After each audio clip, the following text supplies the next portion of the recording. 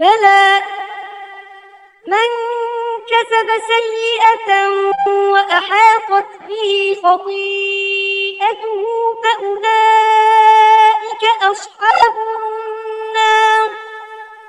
هم فيها خالدون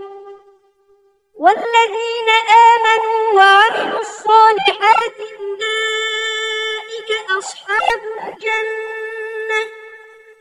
هم فيها خالدون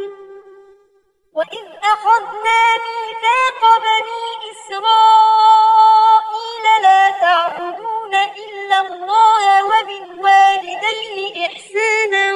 وذي القربى واليتامى والمساكين وقولوا للناس حسنا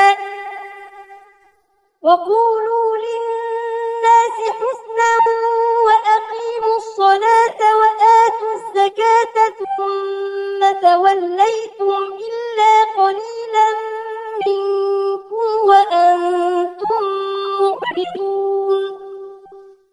وإذ أخذنا ميثاقكم لا تسفكون دماءكم ولا تخرجون أنفسكم من دياركم ثم أقررتم وأنتم تشهدون